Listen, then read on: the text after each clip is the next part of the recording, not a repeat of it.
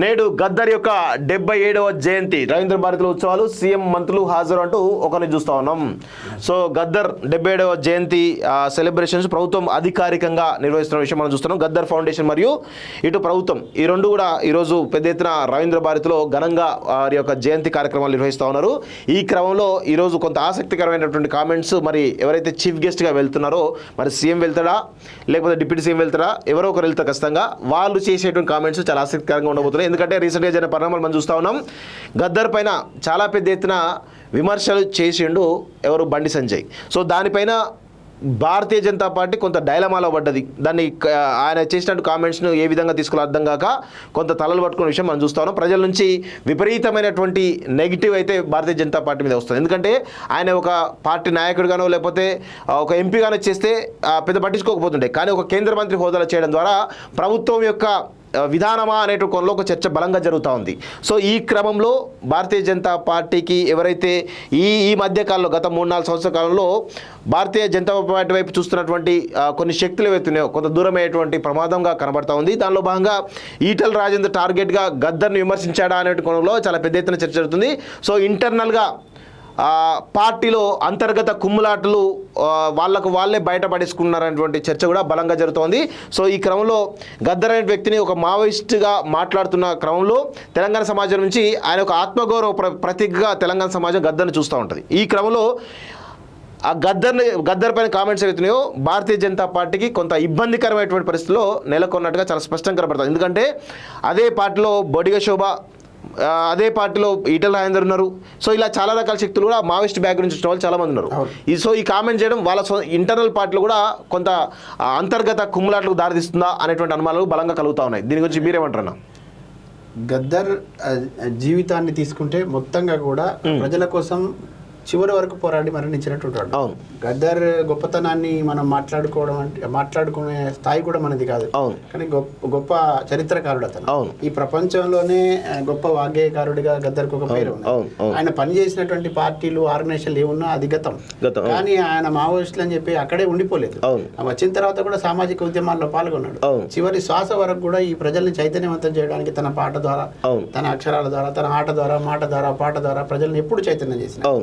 ఈ అటు నక్సల్బరీ ఉద్యమం కానివ్వండి, ఇటు తెలంగాణ ఉద్యమం కానివ్వండి, అంటే అనేక ప్రజా ఉద్యమాల నిర్మాణంలో కూడా గద్దర్ పాత్ర చాలా కీలకంగా ఉంది. గద్దర్ గురించి మాట్లాడేటప్పుడు ఆలోచించి మాట్లాడాల్సిన అవసరం ఉంది. గద్దర్ గురించి చెప్పేటప్పుడు కూడా ఆలోచించాల్సి మాట్లాడాల్సిన అవసరం ఉంది. తర్వాత ఆయనకున్నటువంటి చరిత్రను చూసుకుంటే ఇప్పుడు ఎవరైతే ఆరోపణలుగా మాట్లాడుతున్న వాళ్ళు, లేకపోతే ఏదైనా దుమ్మెత్తిపోయడానికి ప్రయత్నం చేసిన వాళ్ళ అర్హత వాళ్ళకి లేదని నేను భావిస్తాను. సేమ్ టైం ఇప్పుడున్నటువంటి సిచ్యువేషన్లో ఈ రకంగా మాట్లాడడం అనేది కొంత ఈ దళిత వర్గాల్లో కూడా చాలా తీవ్రమైనటువంటి వ్యతిరేకతను ఎదుర్కోవాల్సినటువంటి పరిస్థితి వచ్చింది. కేవలం దళితుల పక్షమే కాదు, ఇక్కడ ఉన్నటువంటి పీడితుల పక్షం, బహుజనుల పక్షం గద్దర్. తర్వాత గద్దర్ని ప్రభుత్వాలు గౌరవించుకోవడానికి వాళ్ళ ప్రయత్నం చేస్తూ ఉండడాన్ని నేను స్వాగతిస్తా ఉన్నాను. గద్దర్ జీవితాన్ని రేపటి తరానికి చెప్పాల్సిన అవసరం ఉన్నది. తర్వాత ఆయన అనుభవించినటువంటి మొత్తం తన జీవిత సారాంశాన్ని కూడా ఈ తరానికి తెలియాల్సిన అవసరం ఉన్నది. ఒంటి నిండా బుల్లెట్లు పెట్టుకొని కూడా ఆయన మళ్ళీ ప్రజల్లో కోసమే పనిచేయడం అనేది అంత ఆషామాషి వ్యవహారం కాదు.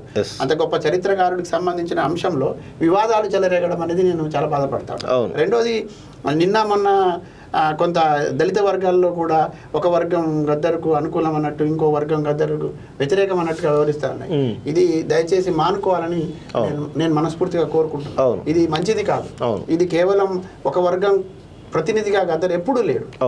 ఈ దేశ పీడిత ప్రజల పక్షాన ఉన్నాడు.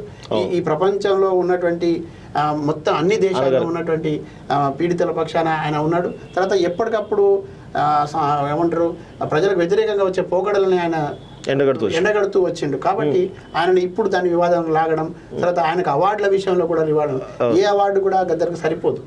అట్లా అని ఇప్పుడు ఉన్నటువంటి పరిస్థితుల్లో ఒకరికి వచ్చింది కాబట్టి ఈయనను ముందు పెట్టి ఆయనను చేసే ప్రయత్నం చేస్తాను. ఇది అత్యంత బాధాకరం, దురదృష్టకరం. ఇది ఒక రకమైన రాజకీయ ప్రయోజనం పొందేటటువంటి శక్తుల కొంత తెలంగాణ రాజకీయాలు దిగజారే క్రమం కనబడతా ఉన్నాయి. 100% ఈ వీటిని చూపించి చేసే ప్రయత్నం ఏదైతే ఉందో అది చాలా కుట్రపూరితంగా జరుగుతుంది. ఆ కుట్రల్లో మన వర్గాలు కూడా దాంట్లో భాగం అవుతా ఉన్నాయి. అది అటువంటి దాంట్లో భాగం కావద్దు, దాంట్లో ఇరుక్కోవద్దు అనేది అది విశాలమైనటువంటి ఇంకొక విషయం కూడా నేను చెప్పాల్సి ఉన్నది. ఇది చాలా ఎవరేమనుకున్నా కానీ అసలు గద్దర్ని విమర్శించే స్థాయి బండి సంజయ్కి లేదు. ఎస్ గద్దర్ కాలిగోటి కూడా సరిపోడు అనేది నేను చాలా స్పష్టంగా చెప్పగలను బండి సంజయ్ అయితే. సో ఇప్పటికైనా కానీ పునరాలోచన చేసుకోవాలి భారతీయ జనతా పార్టీ. ఎందుకంటే విమర్శలు చేసేటప్పుడు ఎవరిని విమర్శలు చేస్తున్నారు, మీరు పార్టీల పరంగా నాయకుల్ని వ్యక్తిగతంగా ఎన్ని విమర్శలు చేసుకోవచ్చు, కానీ కొందరు మహనీయుల పట్ల కొంత జాగ్రత్తగా మాట్లాడాల్సిన అవసరం అయితే ఉంటుంది. మరి ఈ క్రమంలో బండి సంజయ్ మరి పునరాలోచన చేస్తాడా లేకపోతే అదే స్టాండర్డ్ ఉంటారా అనేది చూడాల్సిన అవసరం అయితే కనబడతా ఉంది. నెక్స్ట్